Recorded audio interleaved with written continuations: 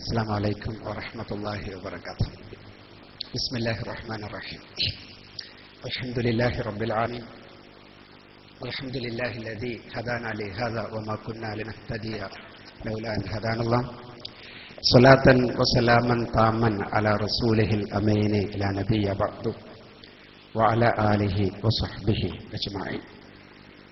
إن أريد إلا الإصلاح ما استطعت وما توفيقي إلا بالله عليه توكلت وإليه أنيب.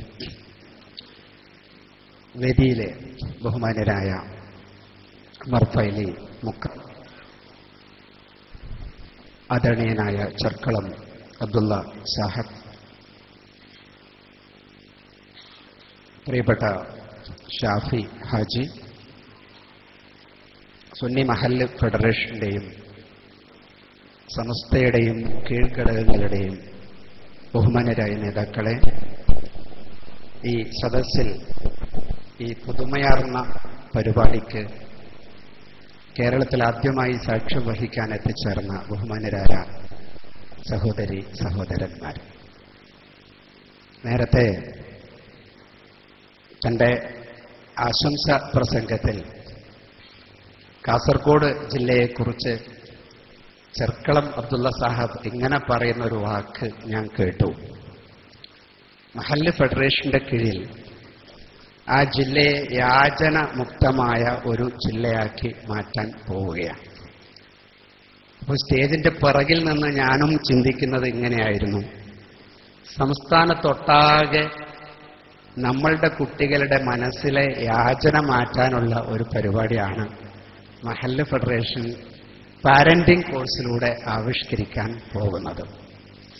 മനസ്സിനൊരു യാചനയുണ്ട്, ആരെങ്കിലും എന്നെ ഒന്ന് നോക്കണേ, ആരെങ്കിലും എന്നോട് എൻ്റെ പ്രായത്തിനനുസരിച്ച് സംസാരിക്കണേ, ആരെങ്കിലും എനിക്കൊരു പരിഗണന തരണേ, എപ്പോഴെങ്കിലും ഞാൻ ചെയ്യുന്ന ഒരു കാര്യത്തിനൊരു പ്രശംസാ വാചകം കിട്ടണേ എന്നൊക്കെ വിചാരിച്ച് മാനസികമായി യാചിച്ച് നിൽക്കുന്ന മക്കൾക്ക് അത് കിട്ടാതിരിക്കുമ്പോൾ തെരുവിൽ നിന്ന് ആരോ കൊടുക്കുന്ന ഒരു കണ്ണ്, ഒരു കാഴ്ച, ഒരു പുഞ്ചിരി, അതൊരു തരിയായി പൊരിയായി ഉള്ളിൽ ഒരു തരം ആവേശമായി കുട്ടികളത് കൊണ്ടു നടക്കുകയും അത് തരുന്ന ആളുകളുമായുള്ള മാനസികമായ ഒരുതരം അറിയാത്ത അടുപ്പം, അങ്ങനെയാണ് മനഃശാസ്ത്ര പുസ്തകത്തിലൊക്കെ പറയുന്നത്, അറിയാത്ത അടുപ്പം നമ്മളുടെ ചെറുപ്പക്കാരികളുടെ ഉള്ളിൽ ഉണ്ടാവുകയും അതവസാനം ഒളിച്ചോടി പോകുന്നതിലേക്കും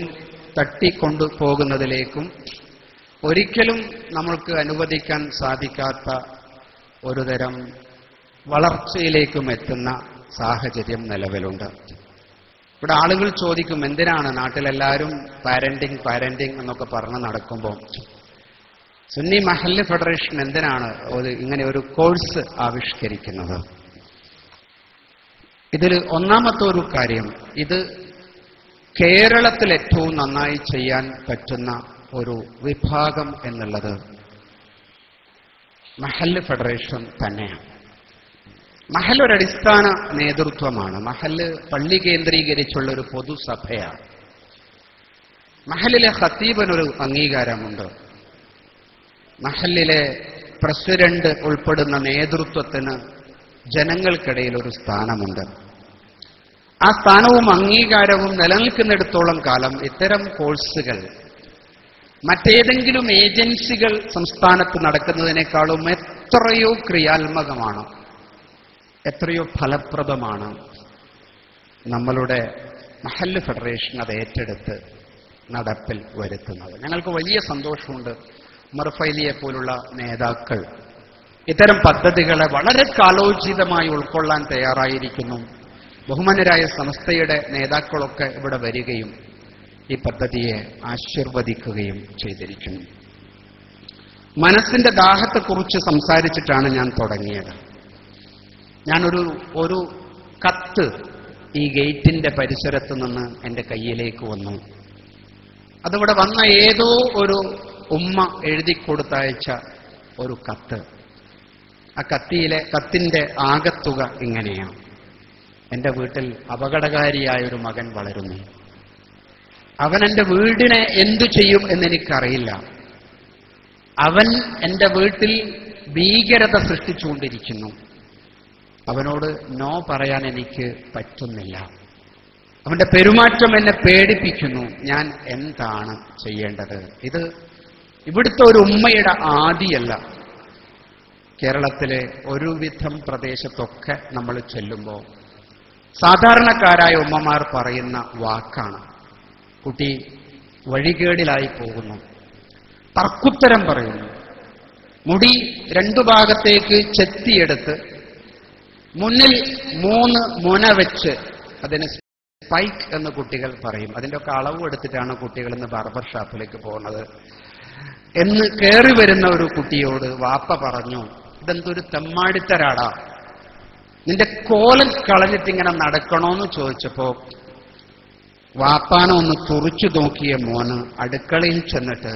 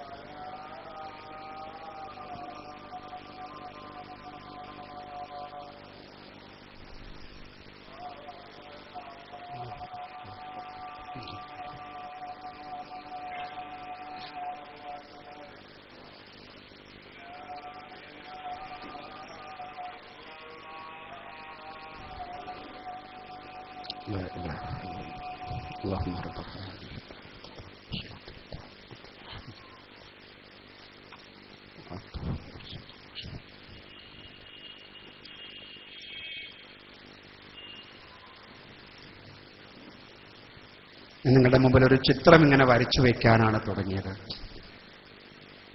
10-18 വയസ്സുള്ള ചെറുപ്പക്കാരൻ വീട്ടിൽ കയറി വന്നു. അവന്റെ മുടി ഇങ്ങനെ കിടക്കുന്നു, മുന്നിലേക്ക് 3 കൊമ്പ് വച്ചിരിക്കുന്നു.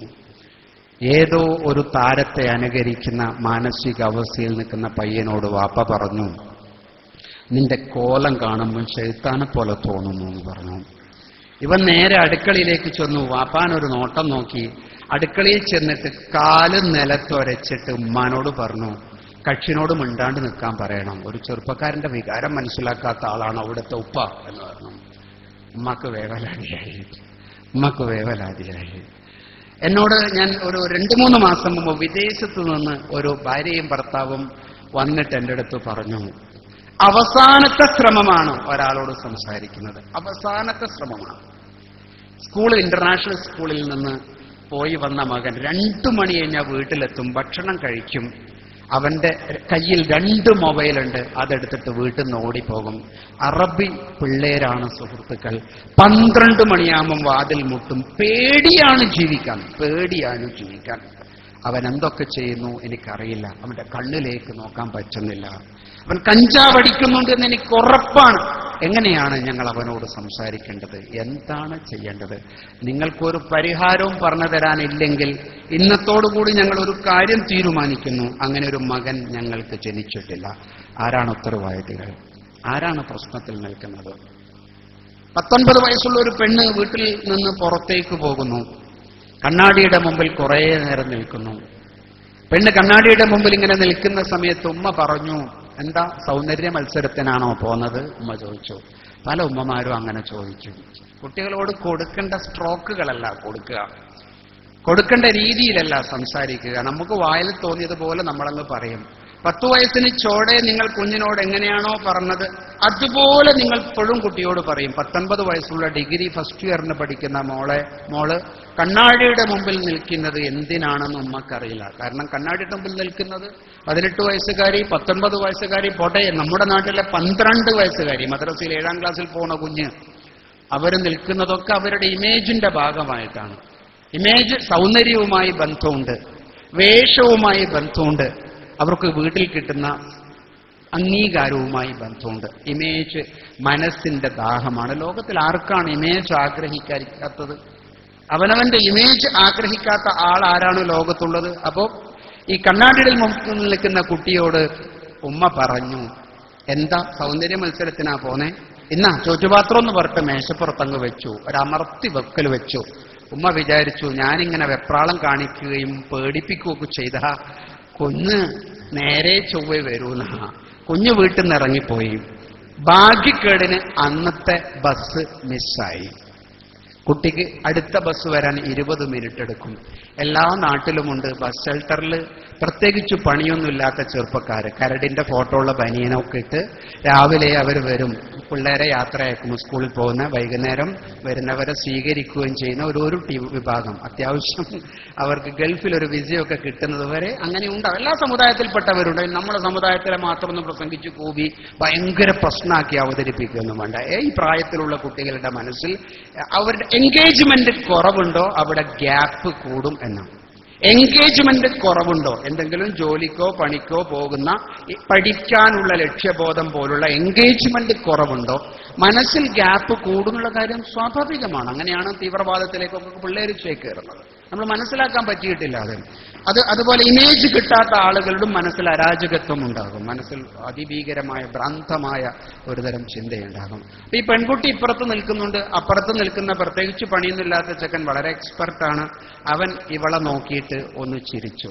നോക്കണേ, ഇവൾക്ക് വീട്ടിൽ നിന്ന് കിട്ടിയത് വഴക്കാണ്, വിമർശനമാണ്, കുറ്റപ്പെടുത്തലാണ്. അങ്ങനെ ഫ്രീ ആയിട്ട് ഇതാ ഒരു ചിരി വരുന്നു. ഇവൾ അറിയാതെ അങ്ങ് ചിരിച്ചുപോയി. ഇവൾ അറിയാതെ ചിരിച്ചതോടുകൂടി അവന്റെ മനസ്സിൽ, അവന്റെ കണക്ക് പുസ്തകത്തിൽ അവൻ വരവ് വെച്ചു, ഇത് കൊള്ളാമല്ലോ. അവൻ പിറ്റേ ദിവസം 2 കരടിന്റെ ഫോട്ടോ ഉള്ള ബനിയനൊക്കെ ഇട്ട് ഹാജരായി. ഇന്നും ഉമ്മ വീട്ടിൽ നിന്ന് കുട്ടിക്ക് കൊടുത്തത് നെഗറ്റീവായ മെസ്സേജ് ആയിരിക്കും. നീ എന്താണ് ഇങ്ങനെ, പോകുമ്പോൾ മര്യാദക്ക് പോകൂല, വരുമ്പം മര്യാദക്ക് വരില്ല, കണ്ണാടിയിൽ നോക്കണോ, അങ്ങനെയൊക്കെ ഉണ്ടോ കുട്ടികൾ, നമ്മളൊന്നും ഇങ്ങനെയല്ലല്ലോ എന്ന് നിരന്തരമായി പറഞ്ഞ് കുഞ്ഞിന്റെ മനസ്സിൽ വേദനിപ്പിച്ചിട്ട് വിടുന്നു. അപ്പുറത്തുനിന്ന് അവൾക്കിഷ്ടമുള്ള അവൾക്കിഷ്ടം എന്ന് പറയുന്നത് ഈ പെൺ മനസ്സിൽ ആൺ മനസ്സ് എന്ന് പറയുന്നത് പോലെ, ആൺ മനസ്സിന് പെൺ മനസ്സ് എന്ന് പറയുന്നത് പോലെ, അത് അല്ലാഹു സുബ്ഹാനഹു വ തആല സ്വാഭാവികമായി സൃഷ്ടിപ്പിൽ ഉണ്ടാക്കി വെച്ചൊരു ബാലൻസ് ആണ്. അതിനെ നമുക്ക് എടുത്തു കളയാൻ പറ്റില്ലല്ലോ. അത് കുട്ടിയുടെ മനസ്സിൽ ഒരു ചിരിയായിട്ട് കിട്ടുമ്പം ഈ കുട്ടി വീണ്ടും ചിരിച്ചു. പിറ്റേത്തെ ദിവസം അവൻ ഇപ്പുറത്തെ ബസ് ഷെൽട്ടറിൽ വന്നിട്ട് ഇവളോട് ചോദിച്ചു, നിന്റെ പേരെന്താ? കണ്ടോ, പേരെന്താന്ന് ചോദിക്കുമ്പോൾ കുട്ടി പേരങ്ങ് പറയണം. കാരണം കുട്ടിക്കറിയാം അങ്ങനെ ചോദിച്ചിട്ട് പറയാതിരുന്നാൽ എങ്ങനെയാണ്. ഒരു 18കാരി പ്രേമിച്ച് വശം കിട്ട് തകർന്ന് എല്ലാം നഷ്ടപ്പെട്ടിട്ട് വന്നിട്ട് പറഞ്ഞൊരു വാചകം ഞാൻ ഇപ്പോഴും ഓർമ്മിക്കും. കൗൺസിലിംഗ് സെഷനിൽ ആ കുട്ടി പറഞ്ഞു, ഇങ്ങോട്ടൊരു മിസ് കോൾ വന്നപ്പോൾ അങ്ങോട്ട് മിസ് കോൾ അടിച്ചിട്ടില്ലെങ്കിൽ അയാളെന്തെങ്കിലും വിചാരിക്കൂലെന്ന് വിചാരിച്ചിട്ട് ഞാൻ മിസ് കോൾ അടിച്ചതാ, ഇങ്ങനെയൊന്നും ആവുമെന്ന് ഞാൻ വിചാരിച്ചതല്ല. കണ്ടോ, മിസ് കോൾ വരുമ്പോഴത്തേക്ക് അങ്ങോട്ട് അടിക്കണം എന്ന് പറയുന്ന ഒരു ചിന്തയിൽ എവിടെയോ കുട്ടി വളർത്തപ്പെടുന്നുണ്ട്. കുഴപ്പം നമ്മുടേത് തന്നെ എന്ന് പറയാനാണ് ഞാൻ ഉദ്ദേശിക്കുന്നത്. പേര് ചോദിച്ചപ്പോ കുട്ടി പേര് പറഞ്ഞു, നബീല. എന്റെ പേര് നബീല. തലയൊന്ന് അനക്കിയോ, മുഖത്തൊരു പ്രസരിപ്പ് വന്നോ, ചുണ്ടിലൊരു പുഞ്ചിരി വിരിഞ്ഞോ, അവന്റെ ഉള്ളിൽ പിള്ളേരുടെ ഭാഷയിൽ പറഞ്ഞാൽ എടുപൊട്ടി. അങ്ങനെയാണല്ലോ കുട്ടികൾ പറയാ.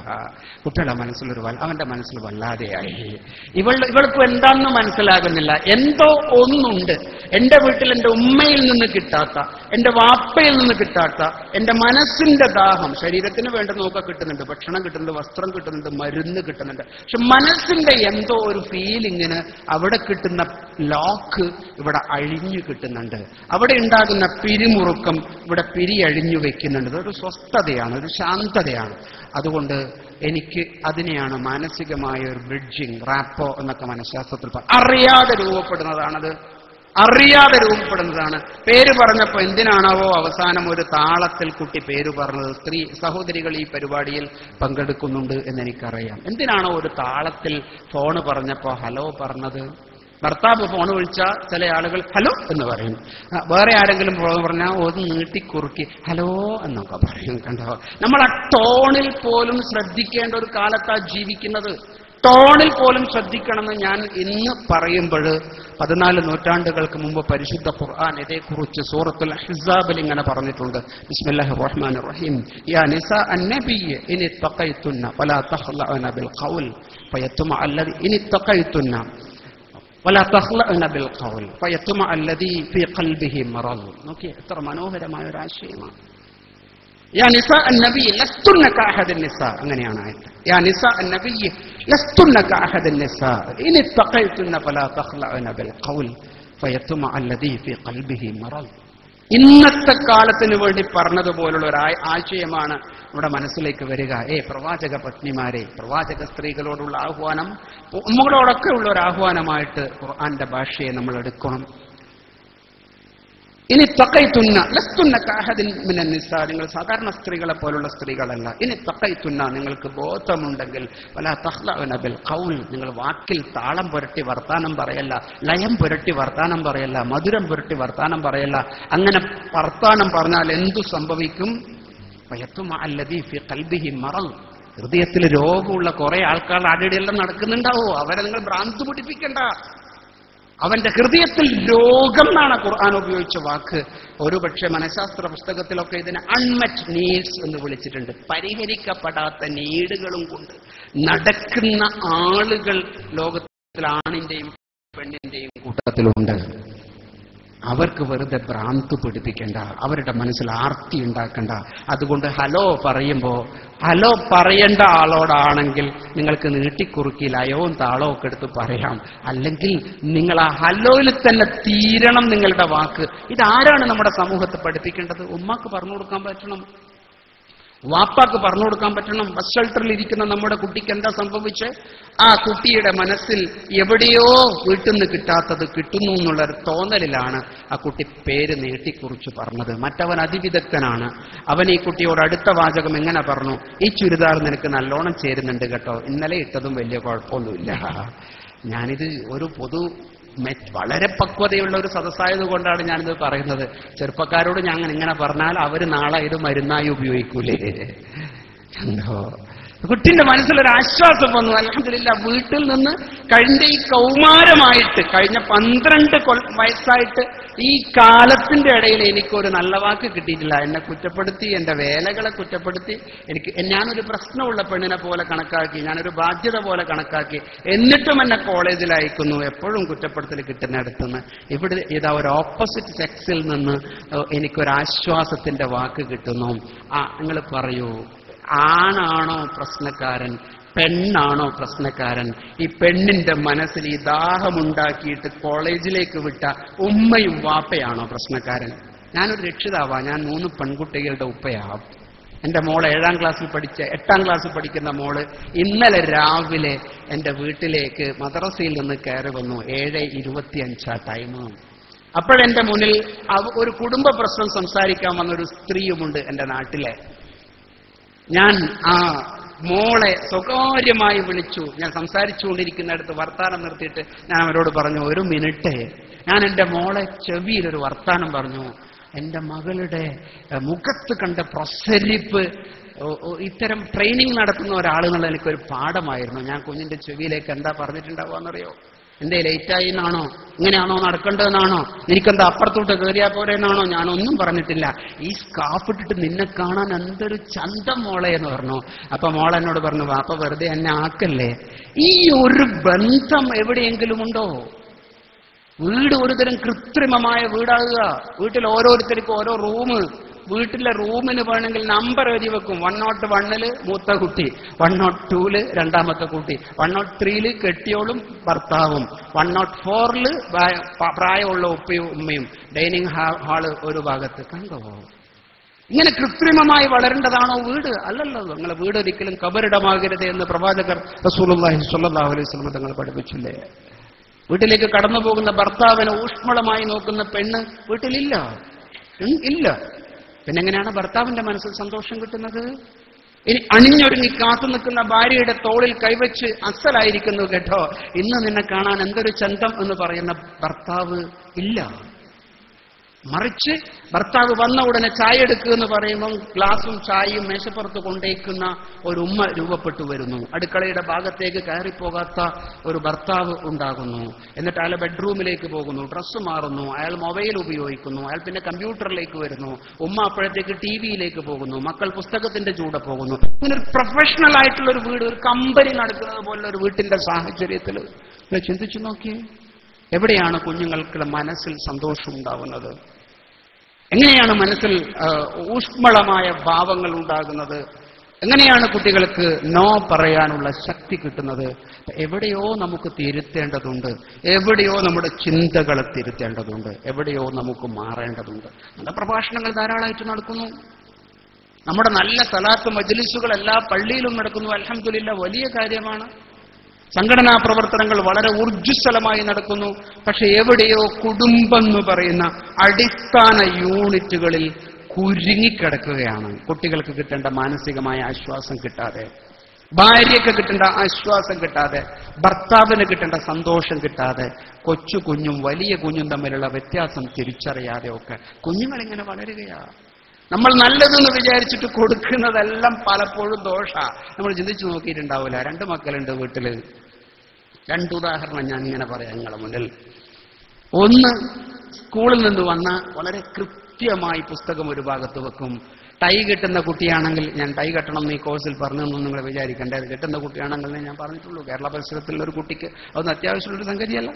അതഴിച്ചൊരു ഭാഗത്ത് വെച്ചു, സോക്സ് വേറെ ഭാഗത്തേക്ക് വെച്ചു, ഷൂ റാക്കിലേക്ക് മാറ്റി വെച്ചു, അലക്കാനുള്ളത് അലക്കുന്ന ബക്കറ്റിലേക്ക് കൊണ്ടുപോയി പുസ്തകം കൃത്യമാക്കി വെച്ചു. കൈ കഴുകി. എന്നിട്ട് ഉമ്മാനോട് ചോദിച്ചു, ചായ ഉണ്ടോ ഉമ്മ? ചായ കുടിച്ചു. ഉമ്മക്ക് എന്തെങ്കിലും ചെയ്യാനുണ്ടോ? മുറ്റടിച്ചു വാരാനുണ്ടോ? ഓ ശരി. പീടികയിൽ പോകാനുണ്ടോ? ഓ അതും ചെയ്യാനുണ്ട്. എന്നിട്ട് 5:30 എനിക്ക് പഠിക്കാൻ തുടങ്ങണം. കുട്ടി പഠിക്കാൻ തുടങ്ങി. 7 മണിക്ക് വീണ്ടും പഠിക്കാൻ തുടങ്ങി. 9:30 വരെ പഠിച്ചു. പിന്നെ കുറച്ച് നട്ടുവർത്താനൊക്കെ പറഞ്ഞു. നാളത്തെ പുസ്തകങ്ങൾ മുഴുവനും എടുത്തിട്ട് ബാഗിൽ വെച്ചിട്ട് കുട്ടി കിടന്നുറങ്ങി. പിറ്റേന്ന് മദ്രസയിൽ പോയി, സ്കൂളിൽ പോയി. എന്തൊരു ചിട്ടയാണ്! 5ാം ക്ലാസ്, അവൾ 5ാം ക്ലാസ്സിലാണ്. അതേ വീട്ടിലൊരു 7ാം ക്ലാസ് ഉണ്ട്. ഏതാണ്ട് ബാലികത്തായിരിക്കുന്നു അവൾ. ബാലികത്താകുക എന്ന് പറഞ്ഞാൽ നമുക്ക് മനസ്സിലാകാത്ത ഒരു സംഗതിയല്ലല്ലോ. അവളൊരു സംഗതി എന്നാ വന്ന ഉടനെ തന്നെ അവൾ ഓവർകോട്ട് അഴിച്ച് ഒരു ഏറ്, പുസ്തകം വലിച്ചങ്ങിട്ടു, റിമോട്ട് എടുത്തിട്ടൊന്ന് ഞെക്കി നോക്കി എന്തെങ്കിലും എനിക്ക് പരിയുന്ന പരിപാടികളുണ്ടോ. ഉമ്മ ചോദിച്ചു, എന്റെ സോക്സ് എന്നാ ഒന്ന് കാണാത്ത? അതെവിടെയാ പോയ? അത് നോക്കുമ്പോൾ ചോറ്റുപാത്രത്തിലോ സോക്സ്. ഒരു കഥയില്ലാത്തൊരു സാധനം കണ്ടോ. അതിന് സമയനിഷ്ഠയൊന്നുമില്ല. ഉമ്മ പറഞ്ഞു, എന്താ പഠിക്കൊന്നും ചെയ്യാത്ത? എനിക്ക് പഠിക്കൊന്നും വേണ്ടേ? ഉമ്മ ഇങ്ങനെ പറഞ്ഞു നോക്കി. 4ാം ക്ലാസ്സിലല്ലേ ആ കുട്ടി, ഈ വീട്ടിൽ നിന്ന് തന്നെയല്ലേ നീ പോകുന്നത്? നീയും അവളും തമ്മിൽ വല്ല വ്യത്യാസമുണ്ടോ ഞാൻ കാണിക്കുന്നേ? നീ എന്താ ഇങ്ങനെ? ആരുടെ മുന്നിന്നാ പറയുന്നേ? 4ാം ക്ലാസ്സുകാരിയുടെ മുന്നിൽ നിന്ന് 7ാം ക്ലാസ്സുകാരിക്ക് ഉമ്മാന്റെ അടുത്ത് കിട്ടുന്ന ഗിഫ്റ്റാ ഇത്. 4ാം ക്ലാസ്സുകാരി ഇങ്ങനെ ഉള്ളിൽ നോക്കി ചിരിച്ച് വരട്ടെ, അങ്ങനത്തെ ഇനിയും വരട്ടെ. 7ാം ക്ലാസ്സുകാരി 4ാം ക്ലാസ്സിൽ നോക്കി, നിന്നെ ഞാൻ ശരിയാക്കി തരും, നിന്നെ ഞാൻ ശരിയാക്കി തരും. എങ്ങനെയാ ശരിയാക്കുക? 7ാം ക്ലാസ്സുകാരിക്ക് ശരിയാക്കാൻ എങ്ങനെയാ പറ്റുക എന്ന് പറഞ്ഞാൽ റബലായിട്ട് ശരിയാക്കാൻ പറ്റും. ഉമ്മ പറയുന്നതിനെതിരാകുക, വാപ്പ പറയുന്നതിനെതിരാകുക, അനിയത്തിനെ കുഴപ്പമുണ്ടാക്കുക. ഇവിടെ 2 തരം കുട്ടികളാ. പഠിക്കണം എന്ന് പറയുമ്പോൾ ഈ കുഞ്ഞെന്താ പഠിക്കൊന്നും ചെയ്യില്ല. പരീക്ഷന്റെ തലേദിവസം അയാൾ എന്തൊക്കെയോ ചെയ്തിട്ട് ഒപ്പിക്കും. വടകര ഭാഗത്ത് എന്നെ കാണാൻ വന്നൊരു കുട്ടിയെ ഞാൻ ഓർമ്മിക്കുന്നുണ്ട്. പരിപാടിയൊക്കെ ചിലപ്പോൾ ഓൺലൈനിലൊക്കെ ഉണ്ടെങ്കിൽ അവൻ എന്നെ എന്തെങ്കിലും ചെയ്യുമെന്ന് പറയാൻ പറ്റില്ല. ആ കുട്ടി എന്നോട് പറഞ്ഞു, ഞാൻ ചോദിച്ചു പഠിപ്പൊന്നുമില്ലേ, എന്താ പരിപാടി? എഞ്ചിനീയറിംഗ് ചെയ്യാണ്. എഞ്ചിനീയറിംഗിന് പഠിക്കുന്ന കുട്ടിയാണ്. പഠിപ്പൊന്നുമില്ലേ, എന്താ കാര്യം? എന്തിനാ പഠിക്കുന്നത് സാറ്? എന്തിനാ എഞ്ചിനീയറിംഗും ചെയ്ത്? പരീക്ഷയ്ക്ക് ജയിക്കാണല്ലേ, അതിന്റെ പരിപാടിയൊക്കെ എൻ്റെ അടുത്തുണ്ട്. അതെന്താ പരിപാടി? അത് ഞാൻ കോപ്പി അടിക്കും. അത് ശരി, അങ്ങനെ കോപ്പി അടിക്കാൻ എല്ലാ ദിവസവും പറ്റിക്കൊള്ളുന്നില്ലല്ലോ. വളരെ സ്ട്രിക്റ്റ് ആയിട്ടുള്ള ഒരു അധ്യാപകം വന്നാലോ? സാറേ അതിനും സംവിധാനമുണ്ട്. എന്റെ അടുത്തിരിക്കുന്ന നമ്പർ ആരാന്ന് നിങ്ങൾക്കറിയാവോ? ക്ലാസ്സിൽ വളരെ ടോപ്പാ. എന്റെ ഇടതു കൈയും പ്രവർത്തിക്കും, വലതു കൈയും പ്രവർത്തിക്കും. ഇപ്പുറത്തും കടലാസ് എടുക്കും, ഇപ്പുറത്തും കടലാസ് എടുക്കും. നിങ്ങൾ ഈ വാപ്പാക്ക് ഇതൊന്ന് പറഞ്ഞ് ബോധ്യപ്പെടുത്തുവോ? ഞാൻ ഇതൊക്കെ രക്ഷപ്പെട്ട് പുന്നാര മോനായിട്ട് വരുമെന്ന് എന്തിനാ വെറുതെ ഈ കൗൺസിലിങ്ങും പരിപാടിയൊക്കെ ആയിട്ട് നടക്കുന്നത്? വളരെ ധീരമായ പ്രഖ്യാപനം ഈ കുട്ടി. ആരുടെയാ കുഴപ്പം? വാപ്പ നേരം വെളുത്ത് രാത്രിയാകുന്നത് വരെ ഇങ്ങനെ പറഞ്ഞുകൊണ്ടേയിരിക്കും. ഗിർ ഗിർ ഗിർ ഗിർ ഗിർ. ഞങ്ങൾ പലപ്പോഴും ചോദിക്കാറുണ്ട്. ഉമ്മ വന്നാൽ ചോദിക്കും ആദ്യമായിട്ട് 15 വയസ്സുള്ള 16 വയസ്സുള്ള 17 വയസ്സുള്ള കുട്ടിയുടെ പ്രശ്നം കൊണ്ടാണ് വന്നതെങ്കിൽ ഞങ്ങൾ ഈ നിരയിലിരിക്കുന്ന ആളുകളെല്ലാവരും ചോദിക്കുന്ന ഒന്നാമത്തെ ചോദ്യം എന്തായിരിക്കും എന്ന് പറഞ്ഞാൽ, നിങ്ങൾ എങ്ങനെയാ കുട്ടിയെ ഇങ്ങനെയൊക്കെ ആവുമ്പോൾ നിങ്ങൾ എങ്ങനെയാ പെരുമാറല്? അപ്പൊ ഉമ്മ പറയും, ഞാൻ എല്ലാ നേരം പറയും. ഉമ്മ പറയും ഞാൻ എല്ലാ നേരവും അസറിനും പറയും മഗ്‌രിബിനും പറയും. ആരും അസർ കൊടുത്തതിന് ശേഷം തുടങ്ങിയ മഗ്‌രിബ് കൊടുത്തിട്ടും തീർന്നില്ല എന്നൊക്കെ പറയുന്നത് വാട്സപ്പ് കണ്ടിട്ടില്ലേ? അതുപോലെ എന്നിട്ടും ശരിയാവുന്നില്ല. അപ്പൊ വാപ്പയും പറയും, ഓറും പറഞ്ഞിട്ട് ശരിയാവുന്നില്ല. പിന്നെന്താ ഒരു മാർഗം? ഞങ്ങൾ നിസ്സഹായരായിട്ട് അവരോട് പറയും, 1 മാസം നിങ്ങൾ ഈ രീതിയിൽ പറയുന്നത് നിർത്തുമോ? അത് പാരഡൈം ഷിഫ്റ്റിംഗ് എന്നാ പറയാ. അതിന് ഇന്റർവെൻഷൻ മാറ്റുക. 1 മാസം നിങ്ങൾ ഈ രീതിയിൽ നിർത്തുമോ? പെരിന്തൽമണ്ണയിലെ ഒരു കുട്ടി 9ാം ക്ലാസ്സുകാരൻ വീട്ടിൽ നിന്ന് വന്ന, മദ്രസയിൽ നിന്ന് വന്ന, സ്കൂളിൽ നിന്ന് വന്ന, മൊബൈൽ കൊണ്ടുള്ള കളികൾ. വാപ്പ പറഞ്ഞു കേട്ടില്ല, ഉമ്മ പറഞ്ഞു കേട്ടില്ല. പ്രശ്നം ഈ മൊബൈൽ വാങ്ങിച്ചു കൊടുത്തതാ, നിങ്ങൾ എഡ്യൂക്കേറ്റ് ചെയ്തിട്ടില്ല. പിന്നെ വെറുതെ ബഹളം വെച്ചുകൊണ്ട് കാര്യമില്ല. ആരും പറഞ്ഞിട്ടും കേട്ടില്ല. ഉമ്മയും വാപ്പയും പറഞ്ഞിട്ട് ഒരു രക്ഷയില്ല. കുട്ടി എന്തെങ്കിലുമൊക്കെ പഠിക്കും, പിന്നെ മൊബൈലിലേക്ക് പോകും. എന്താ ചെയ്യുന്നതെന്ന് അറിയില്ല. ഉമ്മ കുറക്കില്ല. കാരണം രാത്രി 12 മണിക്ക് പോലും മൊബൈൽ സ്മാർട്ട് ഫോൺ കയ്യിൽ തരാത്ത 9ാം ക്ലാസ്സുകാരനുണ്ട്. ഇവൻ എന്താ ചെയ്യുന്നതെന്ന് പറയാൻ പറ്റില്ല. ആദ്യമാണ് ലോകത്ത്. ഞാൻ അവരോട് പറഞ്ഞു, നിങ്ങളൊരു പണി ചെയ്യാമോ? നിങ്ങളൊക്കെ ചെയ്തിട്ടും നിങ്ങളുടെ വീട്ടിന്റെ അകത്ത് അസ്വസ്ഥതകൾ പെരുകുകയാണെങ്കിൽ നിങ്ങളൊരു പണി ചെയ്യാമോ? നിങ്ങൾ 1 മാസത്തേക്ക് ഒന്നും പറയാതിരിക്കുമോ? അപ്പോ ഉമ്മ 1 മാസം കഴിഞ്ഞിട്ട് വാപ്പ വിളിച്ചിട്ട് പറഞ്ഞേ, പിന്നെ ഇപ്പൊ എന്താ നടക്കുന്നതെന്ന് പറഞ്ഞാല് 2 ആഴ്ച കഴിഞ്ഞാൽ ഇവൻ എന്നോട് ചോദിച്ചു ഒരു ദിവസം, നിങ്ങളെന്താ ഒന്നും പറയാത്ത എന്നോട്? അയാൾ കണ്ടീഷനിങ് എന്നാ പറയാ. പറഞ്ഞ് ചില കുട്ടികൾക്ക് ഉമ്മാനെ ഇങ്ങനെ കളിപ്പിക്കാൻ നല്ല രസം. അങ്ങനെ വരട്ടെ, നിങ്ങൾ പണ്ടൊക്കെ എന്നെ തച്ചിട്ടില്ലേ, അതിന് ഞാനിതാ തരാൻ പോകുന്നു. പെടക്കുന്ന ഉമ്മ, പെടക്കുന്ന വാപ്പ. ഈ ഉമ്മ പറഞ്ഞൊരു വർത്താനം എന്താണെന്നറിയോ ആ കുട്ടിയോട്? എടാ എടാ എന്ന് വിളിക്കുന്നത് അവന് ഇഷ്ടമാണ്. അങ്ങനെ നിങ്ങൾ നോക്കണം. 17 വയസ്സുള്ള കുഞ്ഞിനെ, മോനെ മോനെ എനിക്ക് ചോറ് വേണ്ടേ മോനെ, നീ ഉറങ്ങുന്നില്ലേ മോനെ, നീ എന്താ പഠിക്കുന്നില്ലേ മോനെ, നീ രാവിലെ എത്ര മണിക്ക് എണീക്കും മോനെ, നാളെ നീ സ്കൂളിൽ പോകുന്നുണ്ടോ മോനെ, 8 മോനെ എന്ന് പറഞ്ഞപ്പോ കുഞ്ഞിന്റെ ഉള്ളില് ഒരു മോനെ എന്ന് വിളി വന്നിന്. 10 വയസ്സിന്റെ മുമ്പിൽ എന്നെ മോനെ എന്ന് വിളിച്ചിട്ടില്ല, അതിന് മുമ്പെന്നല്ലോ ചേർത്തിട്ടാ ചിലപ്പോ വിളിച്ചിട്ടുണ്ടാവുക. ഇവൻ ഇഷ്ടം ഇപ്പൊ മോനെ എന്ന് വിളിക്കലല്ല, അവന്റെ പേര് വിളിക്കുന്നത് ഇഷ്ടാ, എടാന്ന് വിളിക്കുന്ന ഇഷ്ടാ. കണ്ടോ, ഓരോ പ്രായത്തിനും അനുസരിച്ച് കുട്ടികൾക്ക് ഇഷ്ടമുള്ള ചില സമീപനങ്ങളുണ്ട്. നമുക്കൊന്നും മനസ്സിലാവൂല. നമ്മൾ വിചാരിക്കും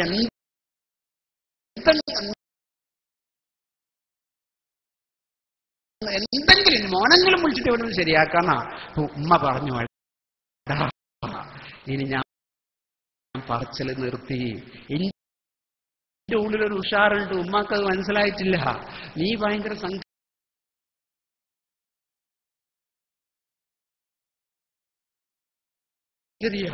നീ വിചാരിച്ചാൽ നിയന്ത്രിക്കാൻ പറ്റും, ലോകത്തേക്കൊന്നും കഴിയില്ല. അങ്ങനെയാ. അപ്പൊ എവിടെയോ നമ്മുടെ ഉള്ളിൽ ചില ചിന്തകൾ വരണം. ഒളിച്ചോടി പോകുന്നു എന്ന് എല്ലാ ഒളിച്ചോടി പോകലിന്റെയും അടിസ്ഥാനം എന്ന് പറയുന്നത് ഞാൻ പറഞ്ഞില്ലേ, മനസ്സിന്റെ എവിടെയോ ഉള്ളിലെ ഇംബാലൻസ് ആണ്, അസ്വസ്ഥതയാണ്. എവിടുന്നോ കിട്ടേണ്ടത് കൊടുക്കാത്തൊരു മാനസികാവസ്ഥയിൽ നിൽക്കുന്ന ഒരു പരിതസ്ഥിതിയാണ്. ഇതിനെ നമ്മൾ മാറ്റണം. പ്രായത്തിനനുസരിച്ചിട്ടുള്ള സമീപനം കുട്ടികളുടെ ഭാഗത്തുനിന്ന് ഉണ്ടാകണം. ഉമ്മമാര് അവരുടെ ഉമ്മയും വാപ്പയും എങ്ങനെയാണോ വളർത്തിയത് അതേ സ്റ്റൈലിലെ ഒരു വര വരച്ചിട്ട് അതിലൂടെ ഇങ്ങനെ കുട്ടികൾ ഇങ്ങനെ നടന്നു പോകണമെന്ന് വിചാരിച്ച് നിർത്തുന്ന എത്രയാ ഓട്ടോക്രാറ്റിക് പാരന്റിംഗ് എന്ന് പറയാ. ഓട്ടോക്രാറ്റിക് ആവുക, കൃത്യമായി വരച്ച വര. അഡോൾഫ് ഹിറ്റ്ലറിന്റെ മെയിൻ കാഫ് എന്ന് പറയുന്ന ആത്മകഥ ലോകത്ത് ഇത്രയും ചർച്ച ചെയ്യപ്പെടാനുള്ള കാരണം എന്താ? ഓട്ടോക്രാറ്റിക് പാരന്റിങ്ങിന്റെ 1-ാം തരം ഉദാഹരണമായിരുന്നു. വീട്ടിൽ വന്നാ വിസിലടിച്ചിട്ട് വിളിക്കും, വാതിലിന് കൊട്ടിയിട്ട് വിളിക്കും. ഇതുവരെ പേര് വിളിച്ചിട്ടില്ല. അച്ഛനും അമ്മയും തമ്മിലുള്ള തർക്കം കണ്ടിട്ട് വളർന്നു ഞാൻ. ആ വളർച്ചന്റെ ഇടയിൽ ഞാനിങ്ങനെയൊക്കെ ആയിപ്പോയി. ഇപ്പൊ എന്റെ മനസ്സിന് ഭയങ്കര കരുത്ത, മനുഷ്യന്മാരെ കൊല്ലുന്നതിന് എനിക്കൊരു പ്രശ്നമില്ല എന്ന് എഴുതി വെച്ചു ആ ലോകത്തിലെ ഏറ്റവും വലിയ ക്രൂരനായ ഏക ഛത്രാധിപതി. ഉപ്പാന്റെയും ഉമ്മാന്റെയും കുഴപ്പാ. രക്ഷിതാവിന്റെ കുഴപ്പമാണ്. നേരത്തെ തങ്ങളോട് ഓതി വെച്ചു കുല്ലു മൗലൂദിൻ യൂലദു അലൽ ഫിത്ര വഅബവാഹു യുഹബ്ബിദാനിഹി വയുമജ്ജിസാനിഹി ഔ യുനസ്സിറാനിഹി. നോക്കൂ നിങ്ങൾ, എല്ലാ കുഞ്ഞുങ്ങളും സർഗപ്രകൃതിയിൽ ജനിക്കുന്നു, നന്നാകാൻ വേണ്ടി ജനിക്കുന്നു. കുട്ടികളുടെ ഉള്ളിൽ ഞാനിങ്ങനെ ചിന്തിക്കാറുണ്ട്, ഒരു 9 മാസം പ്രായമാകുന്ന കുഞ്ഞ് ഈ ഭൂമിയിലേക്ക് വരിക എന്ന് പറയുന്നത് എന്തുമാത്രം ഊർജത്തിന്റെ ഭാഗമാണ്. 4-ാം മാസം കഴിഞ്ഞാൽ കുഞ്ഞിന് ജീവൻ കിട്ടുക എന്ന് പറയുന്നത് എന്തുമാത്രം ചലനമാണ്. അതിനുശേഷം ഈ ഗർഭപാത്രത്തിന്റെ ഉള്ളിൽ നടക്കുന്നത്, ആ കുഞ്ഞ് അങ്ങോട്ടും ഇങ്ങോട്ടും. അപ്പോഴാരെങ്കിലും പറയാറുണ്ടോ? നിങ്ങൾ ഭർത്താക്കന്മാരൊക്കെ പലപ്പോഴും ഗർഭിണിയായി ഇങ്ങനെ 4-ാം മാസമൊക്കെ കഴിഞ്ഞ് 5-ാം മാസമൊക്കെ കഴിഞ്ഞാൽ വയറ്റത്തെ കൈയൊക്കെ ഇങ്ങനെ വെച്ച് നോക്കും, ഒരു സന്തോഷത്തിന്. ആ സമയത്ത് നിങ്ങൾക്ക് ഒരു ഇടി കേൾക്കാം, അങ്ങോട്ട് ചാടുന്നു ഇങ്ങോട്ട് ചാടുന്നു. നിങ്ങൾ ആരെങ്കിലും പറയാറുണ്ടോ ഇത് കുരുത്തം കെട്ട സാധനം തോന്നുന്നതിൻ്റെ ഉള്ളിൽ നിന്ന് പറയാറുണ്ടോ? ഇല്ല. അതിന്റെ അകത്തു നിന്നുള്ള ഓരോ ചലനവും ഭാര്യക്കും ഭർത്താവിനും ആവേശമാണ്. നമ്മൾ ജീവനുള്ള കുട്ടീനാ വിളിക്കാറ്, ജീവനുള്ള കുട്ടീനാ വിളിക്കാറ്. ആ ജീവനുള്ള കുട്ടിയാണ് ജനിച്ച് പുറത്തേക്ക് വന്നത്. ആരാണ് പ്രതി? കുട്ടികളോട് ക്ലാസ് എടുക്കുമ്പോൾ ഞാൻ ഇങ്ങനെ പറയാറുണ്ട്, കുട്ടികളെ, നിങ്ങളെല്ലാവരും 90-ാമത്തെ ദിവസം മഹാത്ഭുതം കാണിച്ചവരാണ് ഈ ലോകത്ത്. ആരായിരിക്കുന്നുണ്ടാവുമെന്നറിയോ? ഞാൻ നേരത്തെ പറഞ്ഞ പോലെ മുടി ഇങ്ങനെ ചെത്തി, തല ഇങ്ങനെയാക്കി, ഒരു ഭാഗത്ത് ഇങ്ങനെയാക്കി, അങ്ങോട്ടും ഇങ്ങോട്ടും. ഇപ്പുറത്ത് പെൺകുട്ടികളുണ്ടെങ്കിൽ ഒരു ഒളിഞ്ഞു നോട്ടം ഇങ്ങോട്ട്. പല ഹയർ സെക്കൻഡറി സ്കൂളിന്റെയും വരാന്തയിലൂടെ നിങ്ങൾ പോയാൽ മനോഹരമായ കാഴ്ച കാണാം. 10 മിനിറ്റാണ് അവർക്ക് സ്വർഗീയമായ സുഖം. ഒരു തല കൊണ്ട് ഇങ്ങോട്ടൊന്ന് ചെത്തി, കൈ കൊണ്ട് ഇങ്ങോട്ടൊന്ന് ചെത്തി, ഒരു നടത്തം നടന്ന് ഇങ്ങനെയാക്കി, നാവ് കൊണ്ടൊരു കളി കളിച്ച്, ചുണ്ട് കൊണ്ടൊരു കളി കളിച്ച്, കുട്ടികൾ അങ്ങോട്ടും ഇങ്ങോട്ടും. നിറയെ ബ്രോക്കർമാരാണ് സ്കൂളുകളുടെ ഒക്കെ അകത്ത്. മുസ്ലിം കുട്ടികൾ പഠിക്കുന്ന സ്കൂളിന്റെ അകത്ത് നിറയെ ബ്രോക്കർമാരാ. എന്തിനാ? കുറിപ്പ് കൊണ്ടു കൊടുക്കാൻ, ഫോൺ നമ്പർ കൊണ്ടു കൊടുക്കാൻ, മൊബൈൽ കൈമാറ്റം ചെയ്യാൻ. കോഴിക്കോടെ ഒരു സ്കൂളിൽ മൊബൈൽ ബാൻ ചെയ്തു. കുട്ടികൾ മൊബൈൽ എടുത്തില്ല. ഒരു ദിവസം ഒരു കുഞ്ഞിന്റെ കയ്യിൽ നിന്ന് ഒരു സിം കാർഡ് കിട്ടി. കുട്ടി പറഞ്ഞു, സിം കാർഡല്ലേ, എന്താ പ്രശ്നം? നോക്കുമ്പോൾ വേറൊരു കുട്ടിന്റെ കയ്യിൽ മൊബൈലിന്റെ ബാക്ക് കവർ കിട്ടി. 3-ാമത്തെ കുട്ടിന്റെ കയ്യിൽ നിന്ന് ബാറ്ററി കിട്ടി. 4-ാമത്തെ കുട്ടിന്റെ കയ്യിൽ മെമ്മറി കിട്ടി. 7 കുട്ടികൾ ളുഹർ നിസ്കരിക്കാൻ വേണ്ടി പള്ളിയിലേക്ക് പോയിട്ട് നിസ്കാരം കഴിഞ്ഞതിന് ശേഷം വട്ടത്തിലിരുന്നിട്ട്, ആള് വിചാരിച്ചെന്തോ സലാത്ത് മജ്‌ലിസാട്ടാ, ഇരുന്നിട്ട് ഇവര് മൊബൈല് ഇത് അസംബിൾ ചെയ്യും. എന്നിട്ട് സിം കാർഡ് ഇട്ടിട്ട് പരിപാടികളൊക്കെ ചെയ്ത് കഷ്ണം കഷ്ണാക്കിയിട്ട് കീശയിലിട്ട്. ലോകം ഭരിക്കുന്ന മക്കളായിരിക്കും കേട്ടോ ആ കുട്ടികൾ. അത്രമാത്രം ക്രിയേറ്റിവിറ്റിയാ കാണിക്കുന്നത്. കണ്ടോ നിങ്ങൾ? ആ സ്കൂളിൽ അങ്ങനെയുള്ള കുട്ടികൾ ജനിക്കുകയാ. എന്നോടൊരു പയ്യൻ പറഞ്ഞു, സാറേ ഇതൊന്നും ഇല്ലെങ്കിൽ ആരാ സ്കൂളിൽ വരുന്നത്? നിങ്ങളെ നോട്ട്ബുക്ക് പഠിക്കാൻ, ടെക്സ്റ്റ് ബുക്ക് പഠിക്കാൻ, ബെല്ലടിക്കുമ്പോൾ കയറാൻ, ബെല്ലടിക്കുമ്പോൾ ഇറങ്ങാനൊക്കെ ആൾക്ക് പറ്റൂല സാറേ. ഇതൊക്കെ ഉള്ളത് കൊണ്ട് ഞങ്ങൾ അങ്ങനെ വന്നപ്പോൾ, അതുകൊണ്ട് വെറുതെ ഇടങ്ങാറുണ്ടാക്കണ്ട കേട്ടോ. അങ്ങനെയുള്ള ഒരു അതെല്ലാ സമൂഹത്തിലുണ്ട്. മുസ്ലിം സമുദായം പ്രത്യേകിച്ച് ഇപ്പൊ സമസ്ത ഇത് ഏറ്റെടുക്കുക എന്ന് പറയുന്ന ഒരു മഹാവിപ്ലവ. 5 കൊല്ലത്തിന്റെ മൈലേജ് നമുക്ക് അതിവേഗത്തിൽ കിട്ടുകയാണ് എന്നാണ് ഞാൻ പറയാം. അതിവേഗത്തിൽ കിട്ടുകയാണ്. ഞാൻ പറഞ്ഞോണ്ടാ, വേറെ ആരെങ്കിലും പറഞ്ഞാൽ ഞങ്ങൾ തെറ്റിദ്ധരിച്ചല്ലോ. അതിവേഗത്തിൽ കിട്ടുക അൽഹംദുലില്ലാഹ് വലിയൊരു സംഗതിയാ. ഇങ്ങനെ അധികം സ്ഫോടനാത്മകമായി നിൽക്കുന്ന കുട്ടികളെ കാണണം. ആര് കാണണം? രക്ഷിതാവ് കാണണം. അതാണ് എന്റെ ചോദ്യം. ഞാൻ പറഞ്ഞു ആ മക്കളോട്, അങ്ങോട്ടും ഇങ്ങോട്ടിരിക്കുന്ന കുട്ടികളോട് ഞാൻ ഇങ്ങനെ പറഞ്ഞപ്പോൾ അവർ വളരെ ശ്രദ്ധയോടുകൂടി കേൾക്കുന്നുണ്ടായിരുന്നു. 90-ാമത്തെ ദിവസം നിങ്ങൾ കാണിച്ച മഹാത്ഭുതത്തെക്കുറിച്ച് ഞാൻ പറയട്ടെ എന്ന് ചോദിച്ചു. കുട്ടികൾ അങ്ങോട്ടും ഇങ്ങോട്ടും ചോദിച്ചു. ഒരു കുട്ടി എണീറ്റുണ്ട് പറഞ്ഞു, പായല് മൂത്രിച്ചിരുന്നു. അതായിരുന്നു വിഷയം. അതല്ല, 90-ാമത്തെ ദിവസമായപ്പോൾ അതുവരെ മലർന്നു കിടന്നിരുന്ന നിങ്ങൾ അന്ന് ജീവിതത്തിൽ ആദ്യമായി കമിഴ്ന്നു കിടന്നു. ഒരു ട്രെയിനിങ്ങിലും പോയിട്ടില്ല. അവന് മഹല്ല് ഫെഡറേഷന്റെ SMFന്റെ SO MO FO ഉച്ചരിക്കാൻ പോലും അറിയില്ല. ഒരധ്യാപകന്റെയും പ്രചോദനമില്ല, ഒരു വാപ്പയും നിർബന്ധിച്ചിട്ടില്ല. അതുവരെ മലർന്നു കിടന്നൊരു സിസ്റ്റം ഡെവലപ്മെന്റ് ആണത്. അതുവരെ മലർന്നു കിടന്നിരുന്ന കുട്ടി ജീവിതത്തിൽ ആദ്യമായി കമിഴ്ന്നു കിടന്നു. കമിഴ്ന്നു കിടന്ന അതേപോലെയാണെങ്കിൽ അവൻ മരിച്ചു പോയിട്ടുണ്ടാവും. അങ്ങനെ ഉണ്ടായിട്ടില്ല. കമിഴ്ന്നു കിടന്ന കുട്ടി തല ഉയർത്തിപ്പിടിച്ചു. അല്ലെങ്കിൽ അവൻ മരിക്കും. പണ്ടൊക്കെ വിശപ്പിനെ ഭയന്നിട്ട് കുഞ്ഞുങ്ങളെ പല രക്ഷിതാക്കളും കമിഴ്ത്തി ഇട്ടിട്ടൊക്കെ പോയിട്ടുണ്ട് എന്നൊക്കെ നിങ്ങൾ വായിച്ചിട്ടുണ്ടാവും ഒരുപക്ഷെ. 2 കാര്യങ്ങളല്ലേ 3-ാം മാസത്തിൽ നമ്മുടെ കുട്ടി സ്വാഭാവികമായി ജനിച്ച, എല്ലാ വീട്ടിലും ജനിച്ച, അത് ദാരിദ്ര്യമുള്ള വീട്ടിലാകട്ടെ, സമ്പത്തുള്ള വീട്ടിലാകട്ടെ, ആലിമിന്റെ വീട്ടിലാകട്ടെ, ജാഹിലിന്റെ വീട്ടിലാകട്ടെ, എല്ലാ വീട്ടിലും ജനിച്ച കുഞ്ഞ് ചെയ്തൊരു പണി ഇതാണ്. എന്തെന്ന്? ശരീരത്തെ ചലിപ്പിച്ചു, തല ഉയർത്തിപ്പിടിച്ചു. ഇത് പാരന്റിനറിയോ? ശരീരത്തെ ചലിപ്പിക്കാനും തല ഉയർത്തിപ്പിടിക്കാനും പാകമായിട്ടാണ് എന്റെ കുഞ്ഞ് ജനിച്ചിരിക്കുന്നത്. ശരീരം ചലിക്കുന്നത് എപ്പോഴാ? മനസ്സ് ചലിക്കുമ്പോഴാ. ഇവിടെ ഈ വന്നുകൂടിയിരിക്കുന്ന ആളുകൾക്കൊക്കെ ഈ തണുപ്പത്ത് വീട്ടിൽ കിടന്നുറങ്ങാം. നമ്മളെ മനസ്സിൽ എവിടെയോ ഒരു ചിന്ത വന്നു, ഇന്നതിന് പോകണമെന്നുള്ളൊരു ആലോചന വന്നു, അല്ലേ? മനസ്സ് ചലിച്ചാൽ ശരീരം ചലിച്ചു. കുഞ്ഞ് ജനിക്കുമ്പം കുഞ്ഞിന് മനസ്സ് എന്ന് പറയുന്ന ഒന്ന് ഉണ്ടോ? ചിന്ത മാത്രമേ ഉള്ളൂ. മനസ്സ് രൂപപ്പെടുന്നത് പിന്നീടാ. ചിന്തയോടുകൂടിയാ കുട്ടി വന്ന് ന്യൂറോൺ ഡെവലപ്മെന്റ് നടന്നിട്ടുണ്ട്, ശ്വാസം കഴിക്കാൻ, ബ്രീത്ത് ചെയ്യാൻ. പക്ഷെ മനസ്സ് രൂപപ്പെടുന്നത് പിന്നീടാ. അപ്പൊ മനസ്സ് രൂപപ്പെട്ട് വരുമ്പം തന്നെ മനസ്സ് ചലിച്ചു, ശരീരം ചലിച്ചു, തല ഉയർത്തിപ്പിടിച്ചു. ഇതാണ് നമ്മുടെ കുട്ടിക്കുണ്ടാകേണ്ട ക്വാളിറ്റി എന്ന് പറയുന്നത്. കുട്ടി ചലിക്കണം, മനസ്സു ചലിക്കണം, ഊർജ്ജസ്വലനായി നിൽക്കണം. തന്റെ കയ്യിലുള്ള മൊബൈൽ സ്വിച്ച് ഓഫ് ചെയ്തിട്ട് ഉമ്മാനെ ഏൽപ്പിക്കുന്ന മക്കൾ കേരളത്തിലുണ്ട്. ആരാ പറഞ്ഞു? മുസ്ലിം സമുദായത്തിലുണ്ട്. 9:30 മുതൽ 10 മണി വരെയാണ് ഞാൻ വാട്സപ്പിലുള്ളത്, ഞാൻ ഫേസ്ബുക്കിലുള്ളത് എന്ന് പറയും കുട്ടി. അതെന്താ അങ്ങനെ ആവാൻ കാരണം? ഞാൻ കുറെ അതിൽ അഡിക്റ്റ് ആയിപ്പോയി, കുറച്ച് അരമണിക്കൂറായി. മാത്രമല്ല, ഞാനൊരു വലിയ കാര്യം ചെയ്യുന്നുണ്ട്, 10 മണിയാകുമ്പോൾ സ്വിച്ച് ഓഫ് ചെയ്തിട്ട് എന്റെ ഉമ്മാന്റെ കയ്യിൽ കൊടുക്കുന്നുണ്ട് എന്ന് പറഞ്ഞ +2 വിദ്യാർത്ഥിയെ എനിക്കറിയാം. +2 വിദ്യാർത്ഥിയെ അറിയാം, +2 വിദ്യാർത്ഥിനിയെ അറിയാം. പരീക്ഷ വരാൻ പോകുന്നുണ്ട്. 3 മാസക്കാലത്തേക്ക് ഞാൻ എന്റെ സിം കാർഡ് അയച്ചിട്ട് ഉമ്മന്റെ ബാഗിൽ വെച്ചിട്ടുണ്ടെന്ന് പറയുന്ന കുട്ടിയെ അറിയാം. പക്ഷെ മാതൃകകൾ ഉണ്ടാകണം. നമ്മൾ നെഗറ്റീവ് മാത്രം സംസാരിക്കേണ്ട. ഇങ്ങനെയുള്ളൊരു മാതൃകയിലേക്ക് കുട്ടി തിരിച്ചു വരണം. തെരുവിൽ നിന്ന് ഏതെങ്കിലും കുട്ടി തന്നോട് നോക്കുന്നു, ആ നോട്ടത്തിൽ എവിടെയോ പന്തി കേടുന്നുണ്ട് എന്നുള്ളത് അറിവ് കൊണ്ട് കിട്ടില്ല, അതൊരു തിരിച്ചറിവാ. അങ്ങനെ ഒരു തിരിച്ചറിവുണ്ടാകുമ്പോൾ നേരെ വന്ന് ഉമ്മാനോട് സംസാരിക്കുന്ന ഒരു കുട്ടി ഉണ്ടാകണം. സ്കൂൾ പോണ്ടെന്ന് പറയാൻ പറ്റുമോ? കോളേജ് പോണ്ടെന്ന് പറയാൻ പറ്റുമോ?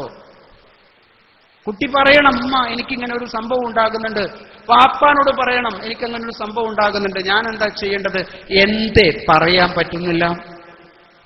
കുട്ടികൾ വളർത്തപ്പെട്ടത് ഇൻസെക്യൂരിറ്റിയിലാണ്. വല്ലാത്തൊരു ഇൻസെക്യൂരിറ്റി. എവിടെയോ കുട്ടികൾക്ക് നിങ്ങൾ കൂടുതലും കൊടുത്തത് പേടിയാ.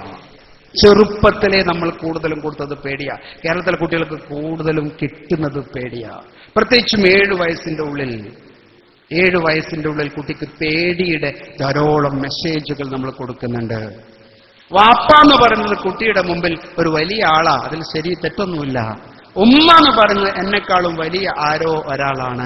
അങ്ങനെ ഒരു മോഡലിലാണ് കുട്ടി വളർത്തപ്പെടുന്നത്. ശരിയാണ്. പക്ഷേ എവിടെയോ എൻ്റെ ഉമ്മയുമായി കുട്ടിയുടെ മനസ്സിൽ ഉണ്ടാകേണ്ട സ്വാഭാവികമായൊരു കാര്യം, ലോകം മുഴുവനും നിലനിൽക്കുന്നത്, ലോകത്തിലെ മുഴുവൻ ബന്ധവും നിലനിൽക്കുന്നത് ഒരൊറ്റ വാക്കിലാണ് എന്ന് എഴുതി വെച്ച ആളുകളുണ്ട്.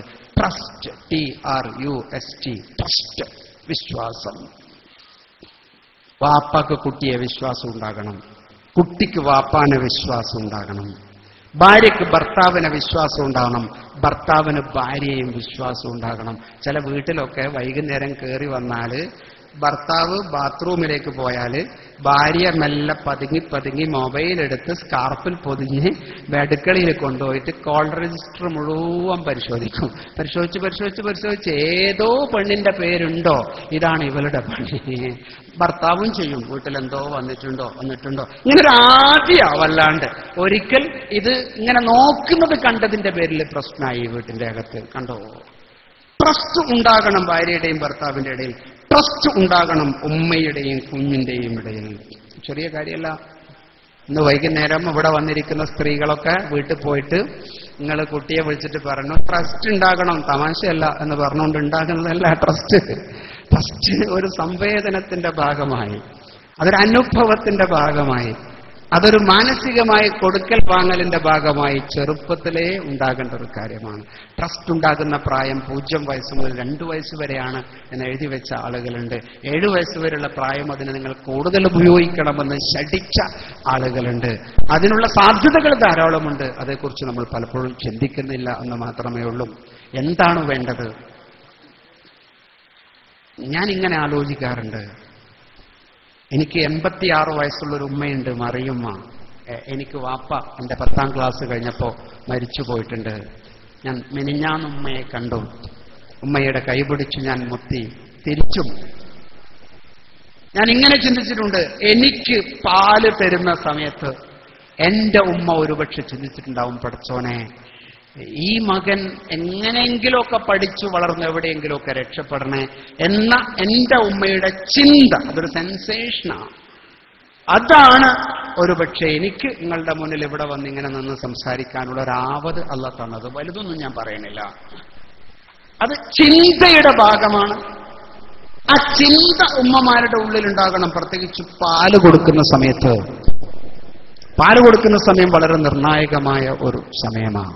കുഞ്ഞിന് പാല് കൊടുക്കുന്ന സമയം വളരെ നിർണായകമായൊരു സമയമാണ്. അത് ഉമ്മമാർ വളരെയധികം മനസ്സിലാക്കേണ്ട ഒരു കാര്യമാണ് കേട്ടോ. ചില ആളുകളൊക്കെ ഇങ്ങനെ പറയും കുഞ്ഞുങ്ങളുടെ മുമ്പിൽ. പാല് കൊടുക്കുന്ന സമയത്ത് കുഞ്ഞിന്റെ മുന്നിൽ ഇങ്ങനെ പറയാ, ഇമ്മനുഷ്യൻ എന്തെങ്കിലും നോക്കാനുണ്ടോ, ഇമ്മനുഷ്യൻ എന്തെങ്കിലും നോക്കണോ, കഴിഞ്ഞ കൊല്ലം ഒന്നിന് പാല് കൊടുത്ത് നിർത്തിയിട്ടുള്ളൂ, ഇക്കൊല്ലം എനിക്കിത് തന്നെയല്ലേ പണി പഠിച്ചോരെ എന്ന് നിങ്ങൾ ചിന്തിക്കുന്നുണ്ടെങ്കിൽ ആ കുഞ്ഞ് വളരുന്ന ഒരു വളർച്ചയിൽ വൈകല്യങ്ങൾ ഉണ്ടാകാമെന്ന് തന്നെയാണ്. അപ്പൊ കുഞ്ഞ് പാല് കൊടുക്കുന്ന സമയത്ത് കുഞ്ഞുമ്മാന്റെ കണ്ണിലേക്ക് നോക്കുന്നു, ഉമ്മ കുഞ്ഞിന്റെ കണ്ണിലേക്ക് നോക്കുന്നു. കുഞ്ഞിനൊരു ഉമ്മയുടെ മാറിടത്തിൽ കിടക്കുമ്പോൾ ഉണ്ടാകുന്ന ഒരു ആനന്ദവും സന്തോഷവും ഒരു അനിർവചനീയമായ അനുഭൂതി സൃഷ്ടിക്കുന്നു. കുട്ടി സന്തോഷത്തിലാണ് നിമിഷം. കുഞ്ഞിന് പോഷകം മാത്രമല്ല കിട്ടുന്നത്, മനസ്സിന്റെ സുഖം കിട്ടുന്നു. ഉമ്മയും കുഞ്ഞും തമ്മിലുള്ള ബന്ധമുറക്കുന്നു. ആ സമയത്ത് ഉമ്മന്റെ ഫീലിംഗ് ആരോഗ്യമുള്ള ഫീലിംഗ് ആയിരിക്കണം. ചിന്ത ആരോഗ്യമുള്ള ചിന്ത, നെഗറ്റീവായ ചിന്തകളൊന്നും ആ സമയത്ത് നമ്മുടെ മനസ്സിലേക്ക് വരാൻ പാടില്ല. ഇമാം ഷാഫി റഹ്മത്തുള്ളാഹി അലൈഹിയുടെ ബുദ്ധിശക്തിയെക്കുറിച്ച് പറയുമ്പോൾ മഹാനവറുകളുടെ ഉമ്മ ശുദ്ധിയോടുകൂടി പാല് കൊടുത്തു. എന്ന് പറഞ്ഞാൽ പാല് കൊടുക്കുന്നതിന്റെ ഒരു ഒരുക്കത്തെക്കുറിച്ച് സൂറത്തുൽ ഹജ്ജിലെ ഒരു വചനം നമ്മൾ എപ്പോഴും ഓർമ്മിക്കും. ബിസ്മില്ലാഹിർ റഹ്മാനിർ റഹീം. യാ അയ്യുഹല്ലദീന ആമനു തഖുല്ലാഹ ഇന്ന സൽസലത്തസ് സാഅത്തി ശൈഉൻ അലീം യൗമ തറൗനഹാ തദ്ഹലു കുല്ലു മുർളിഅത്തിൻ അമ്മാ അർളഅത് വതളഉ കുല്ലു ദാത്തി ഹംലിൻ ഹംലഹാ വതറൻ നാസ സുകാറാ വമാ ഹും ബിസുകാറാ വലകിന്ന അദാബല്ലാഹി ശദീദ്. നോക്കണേ, പാല് കൊടുക്കുന്ന ഉമ്മയുടെ സവിശേഷത, അതിന്റെ പ്രാധാന്യമാ പറഞ്ഞത്. ഖിയാമത്ത് നാളിന്റെ അടയാളത്തെക്കുറിച്ച് തുടങ്ങുന്ന ആ ആയത്തിൽ ഇങ്ങനെയാ പറഞ്ഞത്, അന്ന് മാത്രമേ പാല് കൊടുക്കുന്ന ഒരു ഉമ്മ പാല് കൊടുക്കുന്നിടത്ത് നിന്ന് കുഞ്ഞിനെ വലിച്ചെറിഞ്ഞു പോകുള്ളൂ. അത്ഭുതകരമാണ് ആ വാക്ക്. നിങ്ങളൊന്ന് വിളിച്ചു നോക്കിയട്ടെ, പാല് കൊടുക്കുന്നിടത്ത് പോയിട്ട് ഒന്നിങ്ങോട്ട് വരുമോ എന്ന് ചോദിച്ചാൽ, ഒന്നും എന്റെ കുപ്പായയുടെ വെച്ച് നടത്തരുമോ എന്ന് ചോദിച്ചാൽ, ഇത് നിങ്ങൾ കാണുന്നില്ലേ എന്ന് പറയും കണ്ണുകൊണ്ട്. അത് ഉമ്മയുടെ ഒരു ഇൻവോൾവ്മെന്റിന്റെ ഭാഗമാണ്. ഉമ്മ മനസ്സിൽ കൊടുക്കുന്ന ചിന്തയുടെ ഭാഗമാണ്. അത് ഒരു ഇബാദത്ത് പോലെ കാണുന്ന ഒരു ഉമ്മയ്ക്ക് കുഞ്ഞുമായി ട്രസ്റ്റ് ഉണ്ടാകാൻ ന്യായമുണ്ട്. കുട്ടിക്ക് പ്രശംസ കിട്ടണം, വീട്ടിൽ ട്രസ്റ്റ് ഉണ്ടാകും. കുട്ടിക്കൊരു റോള് കിട്ടണം വീട്ടിൽ. 4 വയസ്സുള്ള കുഞ്ഞ് വീട്ടിലുണ്ട്. കുട്ടി വാപ്പാനെ കാണുന്നുണ്ട്. വൈകുന്നേരം കയറി വരും. വാപ്പാന്റെ കയ്യിൽ മിഠായിയും ബിസ്ക്കറ്റും ഉണ്ട്. വാപ്പാന്റെ കയ്യിൽ പൈസയുണ്ട്. വാപ്പാക്ക് ഉമ്മയുടെ അടുത്തുനിന്ന് ആദരവ് കിട്ടുന്നുണ്ട്. കുട്ടിക്ക് വാപ്പ ഒരു മോഡലാണ്. ഉമ്മയെ കുട്ടി കാണുന്നുണ്ട്. വാപ്പയും ഉമ്മയും തമ്മിൽ എന്തോ നല്ല കാര്യങ്ങളാണ്. ഉമ്മാക്ക് വീട്ടിലൊരു സ്ഥാനമുണ്ട്. ഉമ്മ ഭക്ഷണം ഉണ്ടാക്കുന്നു. ഉമ്മയില്ലെങ്കിൽ വീട്ടിൽ ഭക്ഷണം ഉണ്ടാവുന്നില്ല. ഉമ്മ അറിയുന്നു, കുട്ടി അറിയുന്നു ഉമ്മയ്ക്ക് എവിടെയോ ഒരു സ്ഥാനമുണ്ട്. കുട്ടിന്റെ മനസ്സിൽ ഇങ്ങനെ ഒരു ചിന്ത വരുന്നു, എനിക്കെന്താണ് ഇവിടെ ഒരു സ്ഥാനം? നിങ്ങൾക്ക് ട്രസ്റ്റ് ഉണ്ടാക്കണോ? 7 വയസ്സിന്റെ ഉള്ളിൽ കുട്ടിക്ക് റോളുകൾ കൊടുക്കണം. ചെറിയ ചെറിയ റോളുകൾ. പത്രം എടുത്തിട്ട് അപ്പുറം വെക്കാൻ, ഗ്ലാസ് എടുത്തിട്ട് അങ്ങോട്ട് കൊണ്ടുപോകാൻ, പ്ലേറ്റ് എടുത്തിട്ട് അങ്ങോട്ട് വെക്കാൻ ഒരു ഉമ്മക്ക് അവസരം കൊടുക്കാം. കുട്ടിക്ക് മനസ്സിലാകുന്നു, എനിക്കിവിടെ എന്തോ ഒരു സ്പേസ് ഉണ്ട്. 3.5 വയസ്സ് പ്രായമുള്ള ഒരു കുഞ്ഞൊരു ഗ്ലാസ് എടുത്തിട്ട് അടുക്കളയിലേക്ക് കൊണ്ടുപോകാൻ ഒരു ശ്രമം നടത്തുമ്പം ഉമ്മ എന്ന് പറയുന്ന വലിപ്പക്കാരി ചാടി വീണിട്ട് പറയും, നിന്നോട് ഞാൻ എത്ര ആവശ്യം പറഞ്ഞതാ, നീ എടുക്കണ്ട, നീ എടുത്തു പോയാൽ പൊളിഞ്ഞു പോകല്ലോ, ഈ വീട്ടിൽ എത്ര എണ്ണം ഉമ്മ പൊളിച്ചു എന്ന് ചോദിക്കാൻ ആ കുട്ടിക്ക് കരുത്തില്ലാത്തത് കൊണ്ടാ. ആവുന്ന സമയത്ത് കുട്ടി തിരിച്ചു ചോദിക്കും. ബോധമുള്ള ഉമ്മ ആ ഗ്ലാസ് എടുത്തിട്ട് കൊണ്ടുപോകുന്നത് വരെ കാത്തു നിൽക്കും. ഞാൻ ഓർക്കുന്നുണ്ട്, എൻ്റെ ചെറുപ്പത്തിൽ എൻ്റെ ഉമ്മ 5 വയസ്സ് പ്രായമുള്ള എന്നെ അപ്പുറത്തെ വീട്ടിലേക്ക് തീ വാങ്ങാൻ അയച്ചു. ചകിരി എടുത്തിട്ട്, എൻ്റെ മനസ്സിലതിപ്പോൾ ചിത്ര. ചകിരി എടുത്തിട്ട്, തീപ്പെട്ടിയില്ല വീട്ടിൽ, ചകിരി എടുത്തിട്ട് തീ വാങ്ങണം. അത് കൊച്ചു കുഞ്ഞിന് കിട്ടുന്ന അംഗീകാര. ഞാനിതും താങ്ങിപ്പിടിച്ചു പോകും. എന്നിട്ട് തീക്കനലും കൊണ്ട് ഇപ്പുറത്തെ വീട്ടിലേക്ക് വരും. അപ്പുറത്തെ വീട്ടിൽ നിന്ന് വീണ്ടും വരും. അവിടെ നടക്കുന്നത് എന്താ? ഞാൻ എന്ന് പറയുന്ന കുട്ടിക്ക് കിട്ടുന്ന റോളാണ്, അംഗീകാരമാണ്, സ്ഥാനമാണ്. മാത്രമല്ല, ഒരു തീ ഇങ്ങനെ കെടാതെ ഒരു 100 മീറ്റർ അപ്പുറത്ത് നിന്ന് താങ്ങിപ്പിടിച്ച് എൻ്റെ ഉമ്മാന്റെ കയ്യിൽ ഏൽപ്പിക്കുന്ന എൻ്റെ ഉള്ളിൽ സൂക്ഷ്മ വികാസം എന്ന് പറയുന്ന തലച്ചോറിന്റെ വികാസം നഴ്സറി ടീച്ചർമാരൊക്കെ ചർച്ച ചെയ്യുന്ന ഒരു വിഷയമാണ്. അതും നടക്കുന്നുണ്ട്. എൻ്റെ ഉമ്മാക്ക് സൂക്ഷ്മ വികാസം എന്നുള്ളത് അറിയില്ല, സൂക്ഷ്മ വികാസം എന്ന് പറയാനും അറിയില്ല. പക്ഷെ അവരത് ചെയ്തിട്ടുണ്ട്, കുട്ടിക്ക് അവസരം കൊടുത്തിട്ടുണ്ട്. തലച്ചോറിന്റെ വികാസമാ നമ്മൾ കൊടുക്കുന്ന ഓരോന്നും വികാസമാണ്. എത്ര ഉമ്മമാർക്ക് അതേക്കുറിച്ചറിയാം? എത്ര ഉമ്മമാർ കുട്ടിക്ക് സ്റ്റെപ്പ് കയറാൻ അവസരം കൊടുക്കും? കേരളത്തിലെ മിക്കവാറും വീട്ടിൽ 2 വയസ്സിന്റെയും 3 വയസ്സിന്റെയും ഇടയിലുള്ള കുഞ്ഞുണ്ടെങ്കിൽ ഉമ്മ രാവിലെ എണീറ്റാൽ അടുക്കളയിൽ പോകുന്നതിന് മുമ്പ് ചെയ്യുന്ന പണി എന്നാന്ന് പറഞ്ഞാൽ സ്റ്റെപ്പിന്റെ അടുത്ത് 2 കസേരയിട്ട് വെച്ചിട്ട് പിന്നെ ഹർത്താലാക്കി കളയും. കുട്ടിക്ക് എല്ലാ ദിവസവും ഹർത്താലാ വീട്ടില്? എങ്ങനെയാ കുട്ടി വളരുക? കുട്ടിക്ക് ഇത് കയറണം. ഒറ്റക്കാലിൽ നിൽക്കേണ്ട പ്രായ 2 വയസ്സിന്റെയും 3 വയസ്സിന്റെ ഇടയിൽ എത്ര ഉമ്മമാർക്കറിയാം? നമ്മൾ ഇഷ്ടം പോലെ ഭക്ഷണവും കൊടുത്ത് അസുഖമാകുമ്പോഴത്തേക്കും ഹോസ്പിറ്റലിൽ കൊണ്ടുപോയി നല്ല മാതൃകകൾ വീട്ടിൽ നിന്ന് കിട്ടുന്നില്ല. നല്ല മാതൃകകൾ കിട്ടണ്ടേ? 1-ാം തരം മാതൃകകൾ വീട്ടിൽ നിന്ന് കിട്ടണ്ടേ? ഞാൻ പറയാൻ ഒരു കാര്യം വിട്ടുപോയേ. ഇവിടെ കൂടിയിരിക്കുന്ന ആളുകൾക്കൊക്കെ ഒരു മനോഹരമായ ഒരു നല്ല അവസരം ഈ പ്രോഗ്രാമിന്റെ ഭാഗമായിട്ട് കരുതിയിട്ടുണ്ട്. നിങ്ങൾക്ക് ഇതുമായി ബന്ധപ്പെട്ട സംശയങ്ങളോ